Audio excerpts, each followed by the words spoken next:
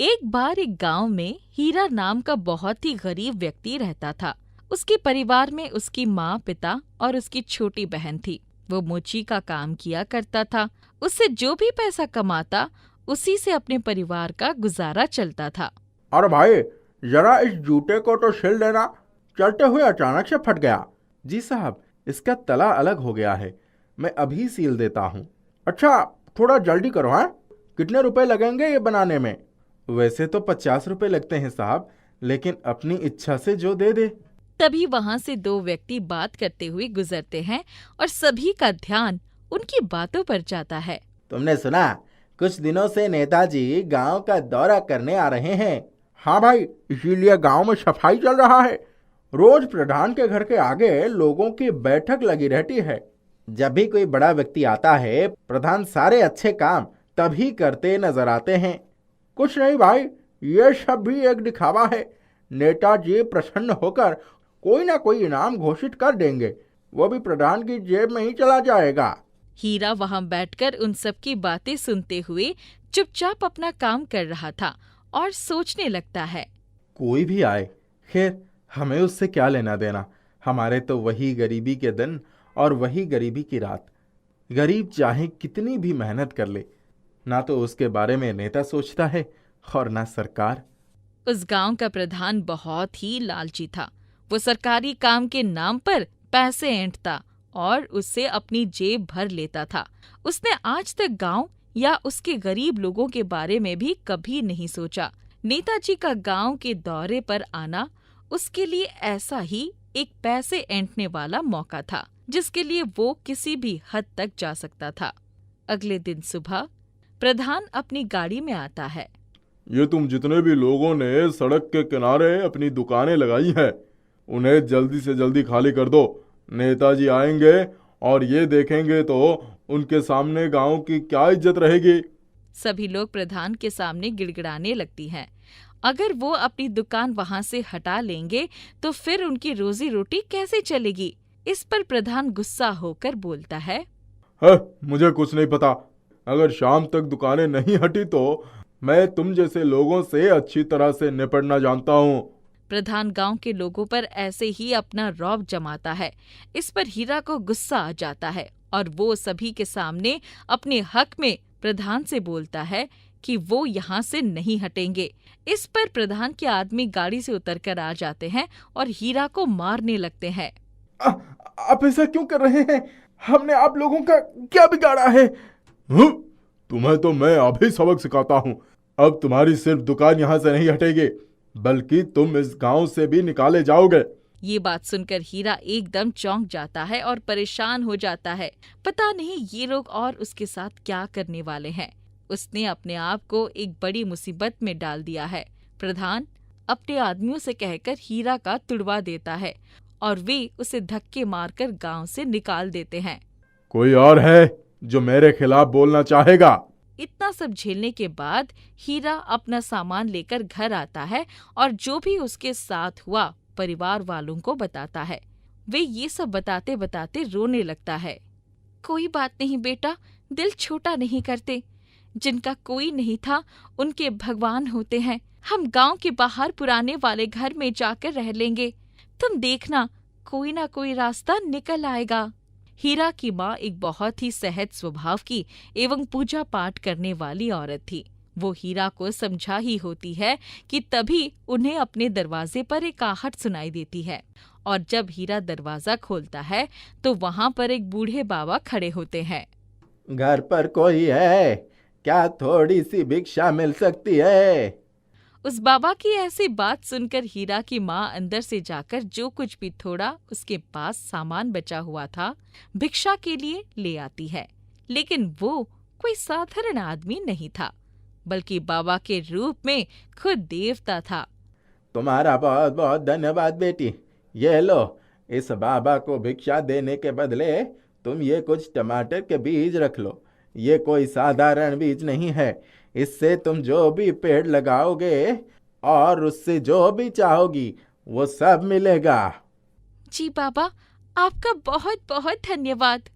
उसके बाद अपने पुराने घर जाकर हीरा की माँ उस बीज को लगा देती है और कुछ ही दिनों में वो बीज टमाटर के पौधे में बदल जाता है। वो कोई आम पौधा नहीं था, बल्कि जादुई था। हीरा अब सामान ढोकर बाजार ले जाने का काम किया करता था। अगर ये पौधा जादुई है और ये बात वाकई सच है, तो क्यों ना मैं इसे एक लकड़ी की गाड़ी मांग लूं? ऐसे मेरा भी काम आसान हो जाएगा। हीरा उस टमाटर के पेड़ के पास जाता है और उसे एक लकड़ी की गाड़ी मांगता है। तभी देखते ही देखते हीरा के आंगन में अपने आप एक लकड़ी की बड़ी सी गाड़ी आ जाती है। ये देखकर अब हीरा सोच में पड़ जाता है कि क्यों ना गाड़ी के साथ साथ मैं एक बेल भी मांग लूं। टमाटर के पेड़, लकड़ी की गाड़ी के साथ साथ मुझे एक बेल भी दे दो। जैसे ही हीरा टमाटर के पेड़ से बेल मांगता है, देखते ही देखते वहां एक बेल प्रकट हो जाता है। अब हीरा अपना सामान इसी बेलगाड़ी पर लाद कर शहर ले जाया करता था। ये गाड़ी वो बेल दोनों ही जादुई थे।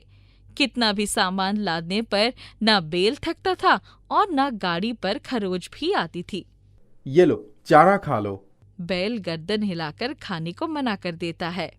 मैं तुम्हें 2 दिन से चारे खिलाने की कोशिश कर रहा हूँ, लेकिन तुमने अब तक एक दाना तक नहीं खाई। कहीं ऐसा तो नहीं कि जादुई होने के कारण तुम खाना खाए बिना ही रह सकते हो? जादुई टमाटर के पेड़ के आने के बाद हीरा की जिंदगी में सब सही चल रहा होता है। देखते ही देखते वो उस गांव, वो शहर का सबसे अमीर आदमी बन जाता है। वो उस जादुई बैलगाड़ी की मदद से अपना व्यापार चारों तरफ फैला लेता है। साहब, आपको नेताजी ने खाने पर बुलाया है। ठीक है, मैं चला जाऊंगा। जरूर उन्हें व्यापार सिलसिले में कुछ बात करनी होगी। अगले दिन जब हीरा नेताजी से मिलने जाता है तो वहाँ पर प्रधान भी मिलता है। प्रधान हीरा की कामयाबी देखकर जलने लगता है। इनसे मिलो प्रधान, ये शहर के जाने माने व्यापारी हीरा हैं। जी नेताजी, इन्हें तो मैं अच्छी तरह से जानता हूँ। प्रधान जलन के कारण मन ही मन सोचता है, ये जूते सिलने वाला मामूली सा मोची एकदम से इतना अमीर कैसे बन गया? कुछ तो गड़बड़ है, पता लगाना पड़ेगा। अगले दिन प्रधान अपने कुछ आदमियों को लेकर हीरा के घर पहुंच जाता है। वो हीरा के घर किसी नेक इरादे से नहीं आया था। अभी तुम सबको मजा चकाता हूँ। बड़ा व्यापारी बनता था ना नेताजी के सामने, एक जूता सिलने वाला अब हमारी बराबरी करेगा। लेकिन जैसे ही प्रधान हीरा के घर के अंदर पांव रखता है, वो जोर से गिर जाता है। उसके बाद बेल अपनी रस्सी से खुल जाता है और प्रधान और उसके आदमियों को मार मार कर बुरा हाल कर देता है। वो लोग डर के मारे वहां से भाग जाते हैं। उस टमाटर पेड़ ने ही हीरा, उसके परिवार की जान बचा ली थी। गरीब की जादुई ड्रैगन फ्रूट। कुसुमपुर गांव में किशोरी लाल नाम का एक गरीब व्यक्ति रहता था, जो अपने खेतों में उगे ड्रैगन फ्रूट को ठेले पर बाजार ले जाकर बेचा करता था। किशोरी लाल के 2 संतान थे, एक लड़का और एक लड़की। उसके बेटे का नाम शिवम था और बेटी का नाम सुरभि। उसकी बेटी सुरभि की गांव के प्रधान के बेटे के साथ शादी तय हुई थी। एक बार किशोरी लाल ने अपनी बेटी सुरभि को बुलाया और उससे कहने लगा, बेटी, तुम्हें दहेज में क्या चाहिए? पापा, मुझे तो बहुत सारी चीज चाहिए, जैसे ढेर सारे कपड़े, जेवर, और मैं चाहती हूँ कि मेरी शादी में विभिन्न प्रकार के पकवान भी बने। ठीक है मेरी बेटी, जैसा तू कहती है वैसा ही होगा। पर पिताजी, इन सब में तो ढेर सारे पैसे लगेंगे। इतने पैसों की व्यवस्था कैसे होगी? अरे, तू इसकी चिंता क्यों कर रही है? तुम्हारी शादी के लिए तो मैंने पहले से ही पैसे जोड़ के रखे हैं। विवाह में किसी भी चीज की कोई कमी नहीं होगी। ये सुनकर सुरभि मुस्कुराते हुए अंदर चली जाती है। उसी गांव में दीपेश नाम का लड़का रहता था। शिवम और दीपेश की जरा भी नहीं बनती थी। वो दोनों हर वक्त लड़ते थे। कुछ दिनों पहले ही दोनों की लड़ाई हुई थी। उसी का बदला लेने के लिए दीपेश मौका ढूंढ रहा था और इधर देखते ही देखते सुरभि की शादी का दिन करीब आ रहा था। अब शादी में कुछ ही दिन बाकी थे। एक दिन किशोरी लाल की पत्नी कुसुमलता कहती है, सुनिए जी, आपने बैंक में जो पैसे जोड़े हैं उसको जाकर निकालना आइए ना, ताकि विवाह की तैयारी शुरू की जा सके। हाँ, तुम ठीक कहती हो। कल ही मैं बैंक से पैसे निकाल लाऊंगा। अगले दिन किशोरी लाल पैसे लेने के लिए घर से निकल पड़ता है। तभी बाहर खड़ा उसका बेटा शिवम कहता है, पिताजी, आप कहाँ जा रहे हो? अरे बेटा, मैं बैंक से पैसे निकालने जा रहा हूँ। शादी की तैयारी के लिए पैसों की जरूरत है। मैं बैंक की तरफ ही जा रहा था। तुझे कुछ काम है क्या? नहीं, कुछ नहीं, मैं तो ऐसे ही पूछ रहा था। ये बात वहाँ खड़ा दीपेश का मित्र कमलेश सुन लेता है और दीपेश को जाकर सारी बातें बताता है। कमलेश, तूने तो ये बहुत अच्छा काम किया है। मैं तो कब से इस मौके का इंतजार कर रहा हूँ। कमलेश, कैसा हो? अगर हम शिवम के पिता से सारे पैसे छीन लें, ये शादी तो रुक ही जाएगी। ऊपर से उस शिवम और उसके परिवार की भरी सभा में पूरे परिवार की बदनामी हो जाएगी। ये तो बहुत अच्छा दिमाग लगाया है तूने। चलते हैं। ऐसा कहकर दीपेश और उसका मित्र दोनों मुंह पर कपड़ा बांधकर किशोरी लाल के पीछे जाते हैं। किशोरी लाल बैंक से पैसे निकालकर अपने घर की ओर बढ़ ही रहा था कि तभी दीपेश और उसका दोस्त पीछे से आते हैं और किशोरी लाल के हाथ से पैसों का बैग छीनकर भाग जाते हैं। किशोरी लाल उनका पीछा करता है, लेकिन वो दोनों बहुत तेजी से भाग जाते हैं। तब किशोरी लाल जोर जोर से रोते हुए कहता है, भगवान, ये क्या हो गया? अब मेरी बेटी की शादी कैसे होगी? उधर किशोरी लाल के घर पर खुशी का माहौल छाया हुआ है। किशोरी लाल रोते रोते अपने घर पहुंचता है। किशोरी लाल को ऐसी हालत में देखकर सब चौंक जाते हैं और किशोरी लाल की पत्नी कुसुमलता घबराती हुई उससे पूछती है, क्या हुआ? आपकी ऐसी हालत कैसे हो गई और आप इतना रो क्यों रहे हो? लुट गए, हम बर्बाद हो गए। लुट गए? आप ये क्या कह रहे हो? मैं बैंक से पैसे लेकर आ ही रहा था कि दो लुटेरे मेरे पैसे लेकर भाग गए। हे राम, ये क्या हो गया? अब हमारी सूरवी की शादी कैसे होगी? कुसुमलता के चिल्लाते ही मेहमानों में हलचल मच गई और जैसे ही मेहमानों को सारी बातें पता चली, वो सारे अपने अपने घर चले गए। चारों तरफ गम का माहौल छा गया। किशोरी लाल से ये सब देखा नहीं जा रहा था और वो बाहर निकलकर अपने खेत की तरफ आ गया। किशोरी लाल वहाँ बैठकर जोर से रोता रहता है। तभी अचानक खेत से आवाज आती है, किशोरी लाल, किशोरी लाल। उसे लगा कोई उसे बुला रहा है, पर जब उसने चारों तरफ नजर घुमाया तो आसपास कोई भी नहीं था। थोड़ी देर यहाँ वहाँ देखने के बाद उसे एक ड्रैगन फ्रूट दिखाई देता है। किशोरी लाल, मेरे होते हुए तुम क्यों परेशान हो रहे हो? मैं एक जादुई ड्रैगन फ्रूट हूँ। मैं तुम्हारी मदद करने आया हूँ। लेकिन तुम मेरी मदद क्यों करना चाहते हो? तुम्हें शायद याद ना हो, पर कुछ दिन पहले तुमने एक भिखारी को भरपेट भोजन करवाया था। वो कोई भिखारी नहीं, बल्कि एक महात्मा साधु थे। तुमसे प्रसन्न होकर तुम्हारे कर्मों के फल स्वरूप वो मुझे तुम्हारे खेत में छोड़ कर गए हैं। और मुझे कोई साधारण ड्रैगन फ्रूट समझने की भूल मत करना। मैं एक जादुई ड्रैगन फ्रूट हूँ। पर तुम कैसे मेरी मदद करोगे? तुम मुझे अपने साथ घर ले चलो और मिट्टी के बर्तन में रख दो। ऐसा करते ही वो मिट्टी का बर्तन सोने में बदल जाएगा। तुम उन्हें बाजार में बेच देना। उसके बदले में जो भी पैसा मिलेगा, उस पैसे से अपनी बेटी की शादी धूमधाम से करवाना। किशोरी लाल जादुई ड्रैगन फ्रूट की बातें सुनकर खुश हो जाता है। उसको अपने साथ ले जाता है। घर पहुंचकर अपनी पत्नी को कमरे में बुलाकर सारी बातें बताता है। फिर घर के सारे मिट्टी के बर्तन एक जगह इकट्ठा करता है और एक एक करके सारे बर्तनों में जादुई ड्रैगन फ्रूट को रखता है। जादुई ड्रैगन फ्रूट को रखते सारे मिट्टी के बर्तन सोने के बन जाते हैं।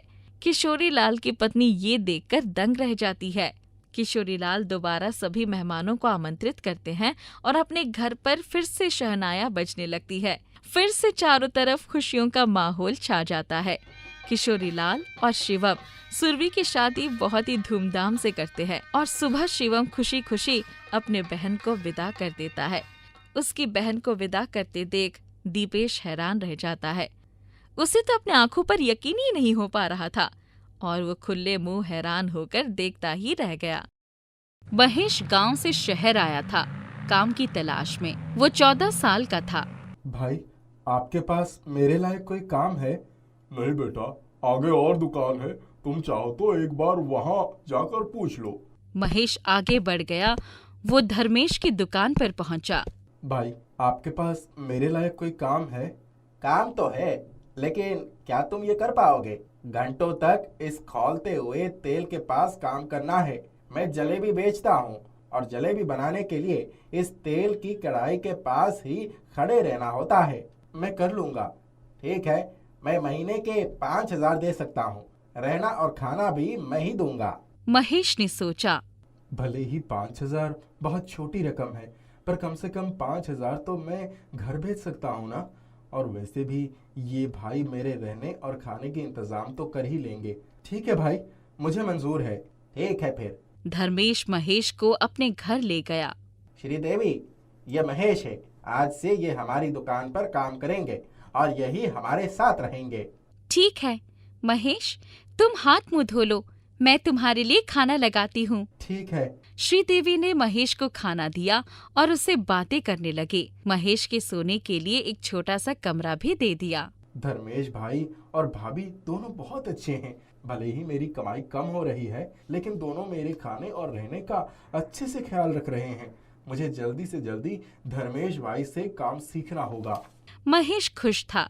अगली सुबह महेश और धर्मेश दोनों दुकान पर पहुंचे। महेश ने दुकान में झाड़ू लगाई और धर्मेश जलेबी बनाने की तैयारी करने लगा। देख महेश, रोज इस कढ़ाई को अच्छे से साफ करना और इसके बाद ही इसमें तेल डालना। जी भैया।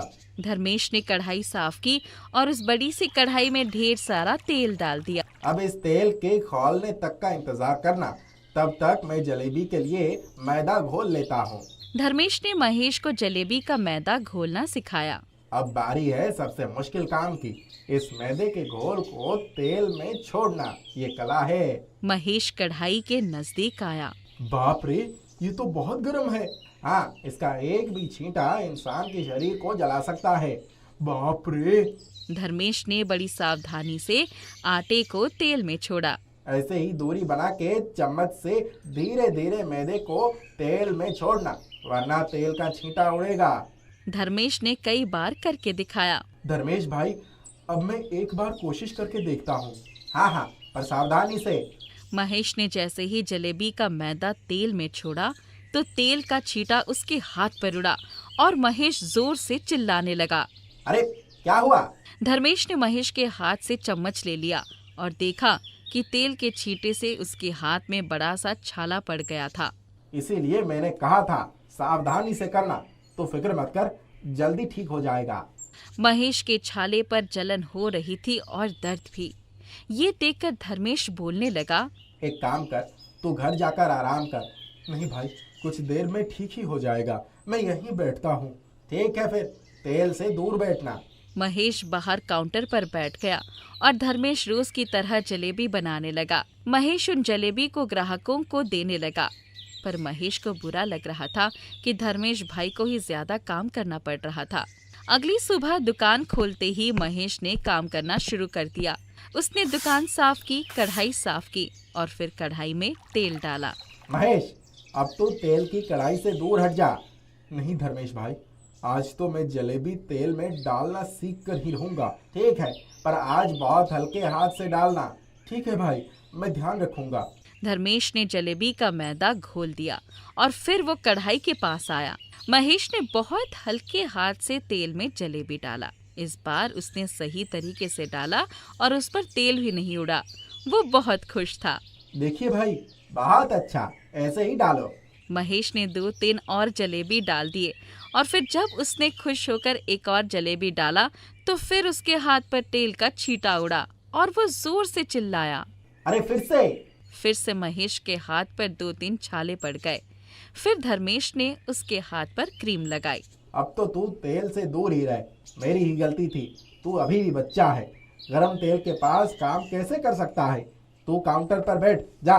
महेश काउंटर पर बैठ जाता है और वो सोच रहा था कि कहीं धर्मेश उसे काम से ना निकाल दे। फिर ग्राहक आते गए और धर्मेश जलेबी बनाता गया और महेश जलेबी पैक करके ग्राहकों को देता गया। धर्मेश की दुकान के सामने एक पेड़ था जिसके नीचे एक महात्मा आकर बैठे। महेश गौर से उस महात्मा को देख रहा था। बाबा के कपड़े फटे हुए थे और शरीर से भी बहुत कमजोर दिख रहे थे। क्या हुआ महेश? धर्मेश भाई, उस महात्मा की हालत देखिए, उन्हें देखकर मुझे अपने गांव की गरीबों की याद आ गई। लेकिन तू इस महात्मा की मदद कर सकता है। जाकर एक जलेबी उस बाबा को देकर आ जा। महेश ने जलेबी पैक किया और उस पेड़ के पास गया। ये लो बाबा, खा लो। शुक्रिया बेटा, आज बिना मांगे तुमने मुझे खाना दे दिया। भगवान तेरी हर मनोकामनाएं पूरी करे। अगर भगवान मेरी बात सुन रहे होते तो मेरी ये हालत थोड़ी ना होती। ये देखिए, जब भी तेल में जलेबी डालने जाता हूँ तो तेल के छींटे उड़ते हैं। गांव से यहाँ आया हूँ कुछ पैसे कमाकर माँ पिता की मदद करने के लिए, पर पता नहीं क्या होगा। तो फिक्र मत कर बेटा, सब कुछ ठीक हो जाएगा। महेश वापस दुकान की ओर चल पड़ा और जब वो दुकान में पहुंचा तो देखा उसके हाथ पर भी छाल नहीं था। तेरे हाथ में 3-4 छाले थे ना, वो कहाँ गए? अब तक तो थे, पर अब पता नहीं।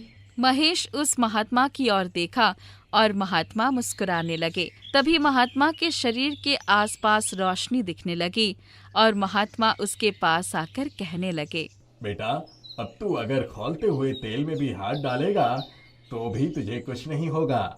ऐसा कहकर महात्मा वहां से गायब हो गए। ये सब देखकर महेश और धर्मेश आश्चर्यचकित रह गए। उन्हें समझ नहीं आ रहा था कि उनके साथ क्या हो रहा था। वो महात्मा जरूर भगवान का ही स्वरूप होंगे।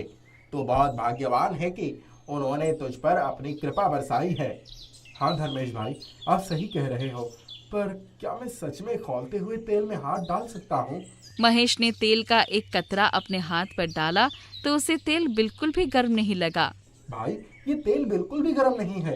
क्या इतना गर्म खौलता हुआ तेल तुझे गर्म नहीं लग रही है? फिर महेश ने तेल की कढ़ाई में हाथ डाला, लेकिन उसका हाथ जला नहीं। ये देखकर धर्मेश और महेश दोनों हैरान रह गए।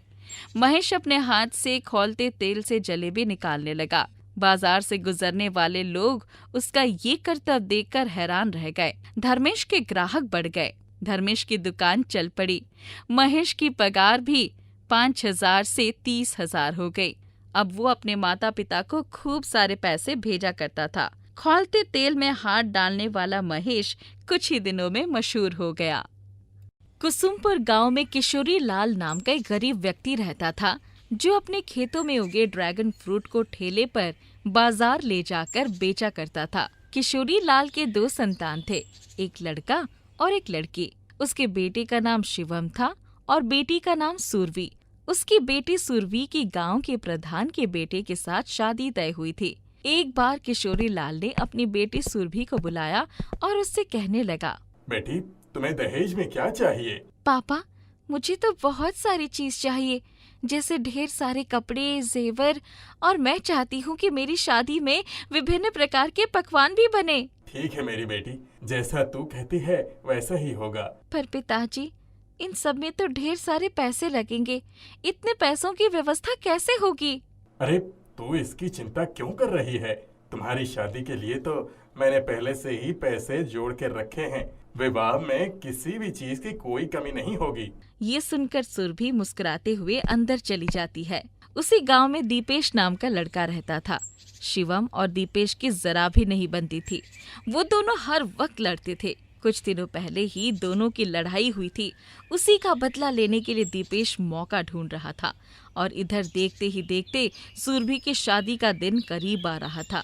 अब शादी में कुछ ही दिन बाकी थे। एक दिन किशोरी लाल की पत्नी कुसुमलता कहती है, सुनिए जी, आपने बैंक में जो पैसे जोड़े हैं उसको जाकर निकाल लाइए ना, ताकि विवाह की तैयारी शुरू की जा सके। हाँ, तुम ठीक कहती हो। कल ही मैं बैंक से पैसे निकाल लाऊंगा। अगले दिन किशोरी लाल पैसे लेने के लिए घर से निकल पड़ता है। तभी बाहर खड़ा उसका बेटा शिवम कहता है, पिताजी, आप कहाँ जा रहे हो? अरे बेटा, मैं बैंक से पैसे निकालने जा रहा हूँ। शादी की तैयारी के लिए पैसों की जरूरत है। मैं बैंक की तरफ ही जा रहा था। तुझे कुछ काम है क्या? नहीं, कुछ नहीं, मैं तो ऐसे ही पूछ रहा था। ये बात वहाँ खड़ा दीपेश का मित्र कमलेश सुन लेता है और दीपेश को जाकर सारी बातें बताता है। कमलेश, तूने तो ये बहुत अच्छा काम किया है। मैं तो कब से इस मौके का इंतजार कर रहा हूँ। कमलेश, कैसा हो? अगर हम शिवम के पिता से सारे पैसे छीन लें, ये शादी तो रुक ही जाएगी। ऊपर से उस शिवम और उसके परिवार की भरी सभा में पूरे परिवार की बदनामी हो जाएगी। ये तो बहुत अच्छा दिमाग लगाया है तूने। चल चलते हैं। ऐसा कहकर दीपेश और उसका मित्र दोनों मुंह पर कपड़ा बांधकर किशोरी लाल के पीछे जाते हैं। किशोरी लाल बैंक से पैसे निकालकर अपने घर की ओर बढ़ ही रहा था कि तभी दीपेश और उसका दोस्त पीछे से आते हैं और किशोरी लाल के हाथ से पैसों का बैग छीनकर भाग जाते हैं। किशोरी लाल उनका पीछा करता है, लेकिन वो दोनों बहुत तेजी से भाग जाते हैं। तब किशोरी लाल जोर जोर से रोते हुए कहता है, भगवान, ये क्या हो गया? अब मेरी बेटी की शादी कैसे होगी? उधर किशोरी लाल के घर पर खुशी का माहौल छाया हुआ है। किशोरी लाल रोते रोते अपने घर पहुंचता है। किशोरी लाल को ऐसी हालत में देखकर सब चौंक जाते हैं और किशोरी लाल की पत्नी कुसुमलता घबराती हुई उससे पूछती है, क्या हुआ? आपकी ऐसी हालत कैसे हो गई और आप इतना रो क्यों रहे हो? लुट गए, हम बर्बाद हो गए। लुट गए? आप ये क्या कह रहे हो? मैं बैंक से पैसे लेकर आ ही रहा था कि 2 लुटेरे मेरे पैसे लेकर भाग गए। हे राम, ये क्या हो गया? अब हमारी सुरभि की शादी कैसे होगी? कुसुमलता के चिल्लाते ही मेहमानों में हलचल मच गई और जैसे ही मेहमानों को सारी बातें पता चली, वो सारे अपने अपने घर चले गए। चारों तरफ गम का माहौल छा गया। किशोरी लाल से ये सब देखा नहीं जा रहा था और वो बाहर निकलकर अपने खेत की तरफ आ गया। किशोरी लाल वहां बैठकर जोर से रोता रहता है। तभी अचानक खेत से आवाज आती है, किशोरी लाल, किशोरी लाल। उसे लगा कोई उसे बुला रहा है, पर जब उसने चारों तरफ नजर घुमाया तो आसपास कोई भी नहीं था। थोड़ी देर यहाँ वहाँ देखने के बाद उसे एक ड्रैगन फ्रूट दिखाई देता है। किशोरी लाल, मेरे होते हुए तुम क्यों परेशान हो रहे हो? मैं एक जादुई ड्रैगन फ्रूट हूँ। मैं तुम्हारी मदद करने आया हूँ। लेकिन तुम मेरी मदद क्यों करना चाहते हो? तुम्हें शायद याद ना हो, पर कुछ दिन पहले तुमने एक भिखारी को भरपेट भोजन करवाया था। वो कोई भिखारी नहीं, बल्कि एक महात्मा साधु थे। तुमसे प्रसन्न होकर तुम्हारे कर्मों के फलस्वरूप वो मुझे तुम्हारे खेत में छोड़ कर गए हैं। और मुझे कोई साधारण ड्रैगन फ्रूट समझने की भूल मत करना। मैं एक जादुई ड्रैगन फ्रूट हूँ। पर तुम कैसे मेरी मदद करोगे? तुम मुझे अपने साथ घर ले चलो और मिट्टी के बर्तन में रख दो। ऐसा करते ही वो मिट्टी का बर्तन सोने में बदल जाएगा। तुम उन्हें बाजार में बेच देना।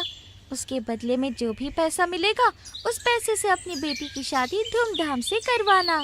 किशोरी लाल जादुई ड्रैगन फ्रूट की बातें सुनकर खुश हो जाता है। उसको अपने साथ ले जाता है। घर पहुंचकर अपनी पत्नी को कमरे में बुलाकर सारी बातें बताता है। फिर घर के सारे मिट्टी के बर्तन एक जगह इकट्ठा करता है और एक एक करके सारे बर्तनों में जादुई ड्रैगन फ्रूट को रखता है। जादुई ड्रैगन फ्रूट को रखते सारे मिट्टी के बर्तन सोने के बन जाते हैं। किशोरी लाल की पत्नी ये देखकर दंग रह जाती है। किशोरी लाल दोबारा सभी मेहमानों को आमंत्रित करते हैं और अपने घर पर फिर से शहनाया बजने लगती है। फिर से चारों तरफ खुशियों का माहौल छा जाता है।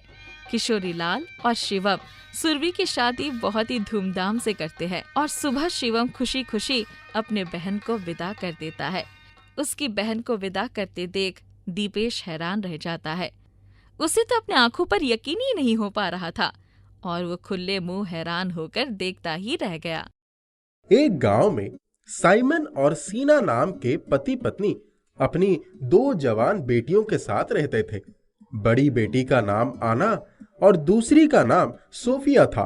आना साइमन की पहली बीवी से पैदा हुई थी। आना की सौतेली माँ हमेशा आना को कष्ट देती रहती थी और अपनी बच्ची को आराम से रखती थी। एक सुबह बड़ी ठंड पड़ रही थी। आना, ओ आना, सोए हो अभी तक?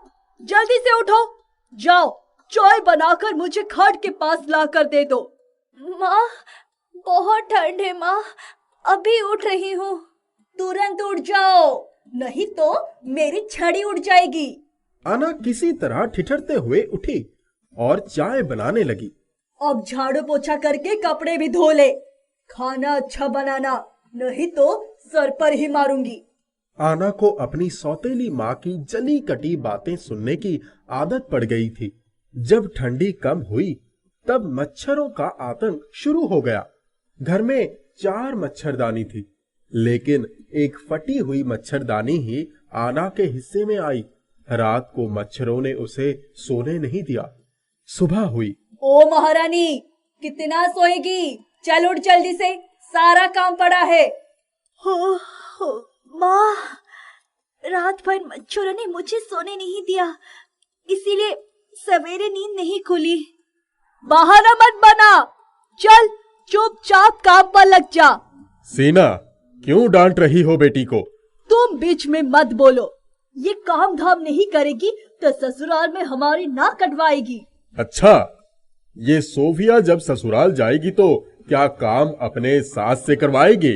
ओहो, अरे सोफिया तो अभी बच्ची है, उसकी तबीयत भी ठीक नहीं रहती। नहीं, ये तुम्हारे लाड प्यार और उसकी आलस का नतीजा है। देखो कितनी मोटी हो गई है। काम करने से शरीर फिट रहता है। अब आना को ही देख लो, कितनी चुस्त और दुरुस्त रहती है। आप तो हमेशा आना की तारीफ करते रहते हैं, जैसे सोफिया आपकी बेटी ही नहीं। आना घर का सारा काम काज करने के बाद मच्छरदानी लेकर उसे सीने लगा। आना बेटी, तुम मेरी मच्छरदानी ले लो और ये मुझे दे दो। मेरी मच्छरदानी में तुम्हें रात भर अच्छी नींद आएगी। देखो, मच्छरों ने तुम्हें कितनी बुरी तरह से काटा है, जगह जगह निशान बन गए हैं। पापा, आप मेरी चिंता मत करिए, मैं अपनी मच्छरदानी को सीकर सही कर लूंगी। अब मुझे मच्छर नहीं काटेंगे। माँ ने आना को बगीचे से फूल लाने के लिए भेज दिया। उस राज्य के राजकुमार ने जब आना को देखा तो देखता ही रह गया। आना ने एक नजर उठाकर सुंदर राजकुमार की तरफ देखा और शर्म से लाल हो गई। वो तेज कदमों से घर की तरफ भाग चली। रात होने के बाद सभी लोग सोने चले गए। सोफिया ने देखा कि आना बड़े चैन की नींद सो रही है। वो उसके खाट के पास चली गई और मच्छरदानी में उंगली डालकर छेद करने लगी।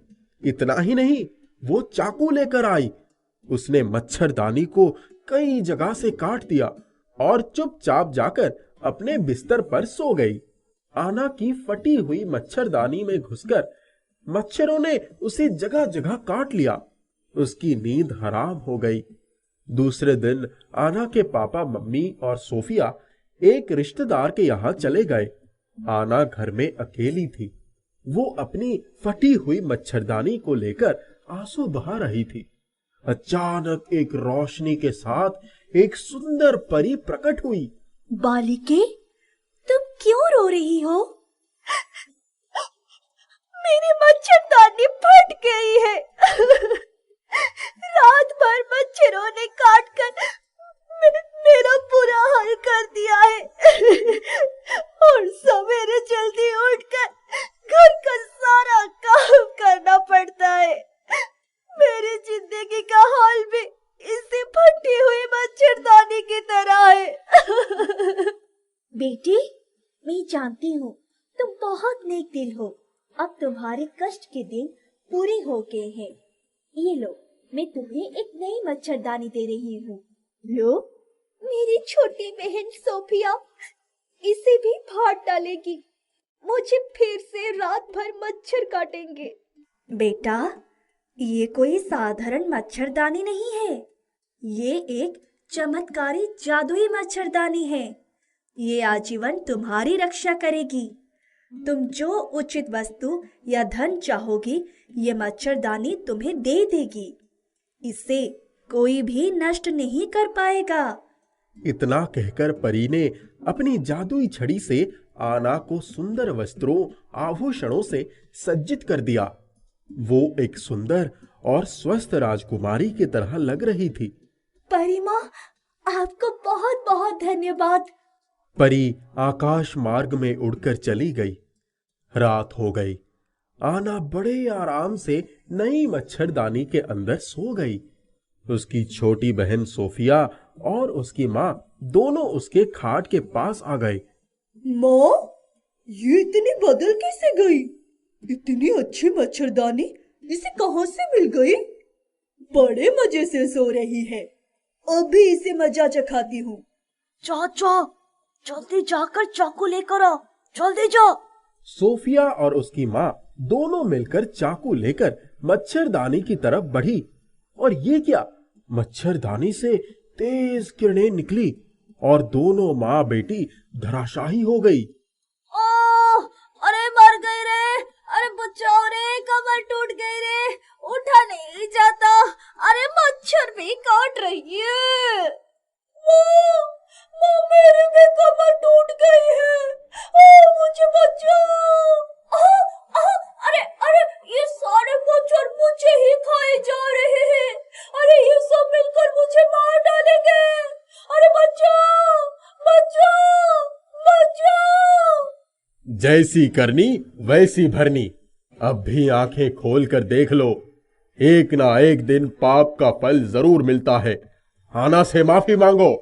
आना बेटे, मुझे माफ कर दो। दीदी, मुझे माफ कर दो। आना ने दोनों माँ बेटी को उठा लिया।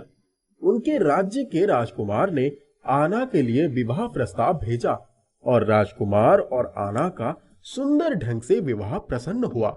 आना राजकुमार के साथ खुशी खुशी रहने लगा। बहुत पुरानी बात है। बटुक एक गरीब किसान था। 2 साल पहले साइकिल से गिर गया था। उसके पैरों में ऐसी चोट लगी थी कि उसे बैसाखी के सहारे ही चलना पड़ता था। खेती से इतनी ही आमदनी होती थी कि खाने पीने का काम चल जाता था। पिता के मरने के बाद ही उसके बड़े भाई और भाभी चंपा ने उन्हें अलग कर दिया था। देखो शारदा, आज हमारे खेत में पहला कद्दू निकला है। मैंने सोचा घर ले चलूं, इसकी सब्जी बनाकर भोग लगा देना। रात में मधु की शादी की सारी तैयारियां तो हो गई हैं। जितना पैसा था वो सब खर्च हो गए, अब कहाँ से आएगा? माँ, मुझे आगे की पढ़ाई करनी है, मुझे अभी शादी नहीं करनी। कितनी बार कह चुकी हूँ, मुझे डॉक्टर बनना है। मधु, किसी तरह से लड़के वाले राजी हुए हैं बेटी। हमारे पास इतने पैसे कहाँ हैं जो डॉक्टरी की पढ़ाई का खर्च दे सके। हम तो निपट अनपढ़ गवार ही रह गए। बिटिया पढ़ना चाहती थी, पर गरीबों को सपने पूरे करने का भी हक नहीं है। पैरों से भी लाचार हो गया, वरना इतना तो खेती से ही निकल जाता था। मैंने सोचा था कल मधु के लिए कोई गहना खरीद लूं। क्या करूं? राशन पानी, घर की रंगाई पुताई में ही कुल 2000 रुपए खर्च हो गए। जीवन भर में गहनों को तरसती रही। सोचा था अपनी मधु के साथ ऐसा नहीं होने दूंगी, पर ये गरीबी ही हम किसानों की किस्मत है। तभी दरवाजे की कुंडी खड़की। मधु ने दरवाजा खोला तो सामने उसकी ताई का बेटा राघव खड़ा था। दीदी, ये कुछ सवाल हैं, जरा समझा दोगी? अच्छा, अंदर आ जाओ। क्यों रे, जब मैं चली जाऊंगी तब किससे पूछेगा? दीदी, आखिर तुम शादी कर ही क्यों रही हो? क्या करूं भाई, मेरी तो बिल्कुल इच्छा नहीं है। चलो तुम सवाल दिखाओ। बटुक और शारदा भी तब तक आ गए। राघव को नाश्ता करवाकर शारदा सारा राशन पानी कमरे में रखने चली गई। देखो जी, 1 महीने बाद ही लगन है। कुछ पैसों का इंतजाम कहीं से हो जाता है तो सिर्फ एक गले की जंजीर ही बनवा लेना। कल बड़े भाई साहब से पूछ लूंगा, शायद बेटी की शादी के नाम पर कुछ मदद कर दें। तुम चंपा भाभी के सामने तो मांगना मत, नहीं तो वो बिल्कुल ही नहीं राजी होंगी और उनको भी मना कर देंगी। भाई साहब फिर भी हमारे परिवार का सुख दुख समझते हैं। अच्छा चलो, अब सो जाओ, सुबह जल्दी उठना भी है, बहुत काम है। रात में शारदा की आंख खुली तो उसने देखा कि कद्दू बटुक लेकर आया था। वो कद्दू लुढ़कते हुए उसकी चारपाई के पास आ गया। हैं? ये कहाँ से आ गया? मैं तो इसको कोने में रख कर आई थी। ये तो घर का कद्दू था। मैंने सोचा था सब्जी बनाकर भोग लगाऊंगी, पर ये कहाँ से आ गया? कैसे? तुमने मुझे एक कोने में क्यों रखा? मेरी सब्जी बनाकर भोग लगाने वाली थी ना। कद्दू को बोलते हुए देखकर शारदा डर गई। अरे, शादी के काम में मैं भूल ही गई। कल सबसे पहले यही काम करूंगी। कद्दू वहीं रखकर, ये तो बड़ी हैरानी वाली बात है, आज तक सब्जी पाती को बोलते हुए तो नहीं देखा था। दूसरे दिन सुबह सुबह ही नहा धोकर उसने जैसे ही कद्दू काटने के लिए उठाया, उसके हाथ से फिसलकर नीचे गिर गया और उसमें से ढेर सारा सोना निकलकर बिखर गया। देख क्या रही हो शारदा, जल्दी से सारा सोना उठा लो और बिटिया को जितना भी गहना बनवाने का सोचा था बनवा लो। सब्जी बनाकर भोग लगा दो और बीज अपने आंगन में कहीं बो देना। शारदा ठगी सी खड़ी थी। फिर एकाएक उसे होश आया। उसने झट से सारा सोना उठाकर संदूक में रख दिया और सब्जी बनाकर भोग लगाने चली गई। हे दीनबंधु, जैसे आपने मेरी लाज रख ली वैसे ही सबकी रखना। सुनो जी, भाई साहब के यहाँ जाने की जरूरत नहीं है, हमारी जरूरत पूरी हो गई है। क्या कहती हो? शारदा ने बटुक से सारी बातें बता दी। बटुक के चेहरे पर खुशी आ गई। उसी दिन दोपहर को मधु को लेकर सुनार की दुकान पर जाने के लिए सोचा। मधु, जल्दी से तैयार हो जाओ, चलो सुनार के यहाँ से कुछ बनवा लाते हैं। दोनों सुनार के यहाँ से ढेर सारे गहने बनवाकर ले आए। शारदा ने कुछ सोना बेचा और उसका पैसा ले लिया। अपने लिए भी सोने की चूड़ियाँ, चेन और झुमके खरीद लिए। इतने गहने देखकर भी उसको कोई खुशी नहीं थी। उसकी तो एक ही रट थी कि अभी मुझे शादी नहीं करनी है। दूसरे दिन सुबह सुबह, अरे शारदा, तुमने कल ही तो बीज लगाया था ना? ये देखो, आंगन में कितने बड़े बड़े कद्दू लगे हैं। एक तोड़ लो, भोग लगा लेंगे। बटुक ने कद्दू तोड़कर रख दिया। शारदा नहाने गई। वहां से आई तो कद्दू काटने बैठी, पर जैसे ही कद्दू काटा उसमें पहले की तरह ढेर सारा सोना निकला। उनकी खुशी का ठिकाना नहीं था। मैं कह रही थी कि अब हमारे पास बहुत सोना है, ये शादी रोक क्यों नहीं देते? मधु को पढ़ने का इतना मन था, पर पैसे के अभाव में हमने उसकी पढ़ाई भी छुड़वा दी। अगर डॉक्टर बन गई तो उसकी किस्मत चमक जाएगी। हमारी तरह से गरीबी की मार तो नहीं झेलनी पड़ेगी। तुम ठीक कह रही हो, पर बिरादरी वाले तो यही सोचेंगे कि हमारी मधु में ही कोई खोट है, जिसकी वजह से उसकी शादी नहीं हुई। देखो जी, जब हमारी मधु पढ़ लिख कर डॉक्टर बन जाएगी तो यही बिरादरी वाले हमारी प्रशंसा भी करेंगे। मधु झट से आई। उसने अपनी माँ को गले से लगा लिया और कहा, बापू, मैं जब डॉक्टर बन जाऊंगी तो सबसे पहले तुम्हारे पैरों का ही इलाज करूंगी। ठीक है, मैं आज ही लड़के वालों को खबर भिजवा देता हूँ कि अभी हमें शादी नहीं करवानी है। मधु की शादी नहीं हो रही है, ये खबर गांव में फैल गई। गांव भर में कानाफूसी शुरू हो गई। जो जहां बैठता सबकी चर्चा का यही विषय रहता था। शारदा की जेठानी चंपा तो सबसे ज्यादा बातें बनाने लगी। उन्हें खलबली मची थी कि रिश्ता क्यों टूट गया। बटुक और शारदा मधु का एडमिशन करवाने शहर चले गए। उनके शहर जाते ही चंपा का माथा ठनक गया कि जरूर कोई बात है। मधु का 12वीं का रिजल्ट देखते ही उसका एडमिशन हो गया। उसको आसानी से हॉस्टल भी मिल गया, क्योंकि उन दिनों बहुत कम लड़कियां मेडिकल की पढ़ाई करती थीं। बेटी, अब हम जा रहे हैं। मन लगाकर पढ़ाई करना। तुम्हारे भाग्य से ही हमें जादुई कद्दू मिला है। हाँ बापू, तुम चिंता मत करो। जैसे ही छुट्टियां होंगी मैं गांव आ जाऊंगी। मैं बहुत खुश हूँ। अपनी बेटी से अलग होने के समय शारदा की आंखें भर आई। वो दोनों गांव में आए तो उन्होंने देखा उनके जेठ और चंपा घर के बाहर बैठे थे। अरे आप लोग हमारे यहाँ? शारदा, तुम लोगों ने तो मधु की शादी टूटने की खबर भी नहीं दी। उन्होंने रिश्ते से इनकार क्यों कर दिया? भाभी, उन्होंने नहीं, हमने खुद रिश्ता तोड़ दिया, क्योंकि मधु डॉक्टरी पढ़ना चाहती थी और हम उसका दाखिला करवाने ही गए थे। इतना पैसा कहाँ से ले आए? जो पैसे उसकी शादी पर खर्च करने के लिए रखे थे उसी से उसका दाखिला करवा दिया। चंपा को यह बात समझ नहीं आई। इतना ही शौक था लड़की को पढ़ाने का तो शादी तय ही क्यों की? ये लोग बहाने बना रहे हैं, बात कुछ और ही है, पता लगाना पड़ेगा। उसी दिन से उसने शारदा के घर पर नजर रखना शुरू कर दिया और उसने किसी तरह से पता लगा लिया कि उनके पास जादुई कद्दू की मेहरबानी से पैसा आ रहा है। एक दिन जब सब सो रहे थे तब उसने अपने बेटे राघव से कहा, चाची के आंगन से कद्दू लेकर आओ, पर कोई देखने ना पाए। माँ, मैं चोरी नहीं करूँगा। लेकिन उसकी माँ ने जब बहुत जिद की, अभी नहीं माँ, रात में जाऊंगा। रात में राघव उनके आंगन में कूद गया और कद्दू ले आया। चंपा ने जैसे ही कद्दू तोड़ा तो कद्दू उसके मुंह पर आकर चिपक गया। उसने लाख छुड़ाने की कोशिश की, पर कद्दू तो उनके मुंह से हटा ही नहीं। बचाओ बचाओ! अरे ये क्या हुआ माँ? उसने भी बहुत छुड़ाने की कोशिश की, पर कोई फायदा नहीं हुआ। अरे मेरा दम घुट रहा है, जल्दी निकालो। राघव एक चाकू लेकर आया, पर कोई फायदा नहीं हुआ। माँ, मैं चाची को बुलाकर ही लाता हूँ। वो भाग कर गया और शारदा को बुलाकर लाया। ये क्या हुआ? चाची, ये तुम्हारे आंगन का कद्दू है।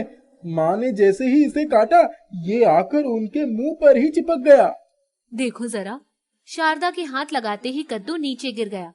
शारदा, मुझे माफ कर दो बहन, मैं सचमुच बहुत बुरी हूँ। मैंने हमेशा तुम लोगों को पराया समझा, पर आज अगर तुम ना आती तो इस मुए कद्दू ने तो मेरी जान ही ले ली होती। शारदा ने घर जाकर बटू को सारी बातें बताई। दोनों खूब हंसे। 5 साल के बाद मधु की डॉक्टरी की पढ़ाई पूरी हो गई। उन लोगों के पास अब धन दौलत की कोई कमी नहीं थी। मधु ने बापू का ऑपरेशन बड़े से बड़े अस्पताल में करवाया और कुछ ही महीनों में वो ठीक हो गए। मधु भी एक बड़े अस्पताल में डॉक्टर हो गई। कुछ ही दिनों में बटुक और शारदा ने मधु का विवाह उसके साथ ही पढ़ने वाले एक डॉक्टर से कर दिया। वाह भाई, किस्मत हो तो बटुक जैसी। यहाँ तो कोसों तक के गांव में कोई अपनी लड़की को डॉक्टर नहीं बना पाया। बटुक की बिटिया ने पूरी गांव के नाम रोशन कर दिया है। वाह! जादुई कद्दू ने उनके जीवन को संवार दिया था।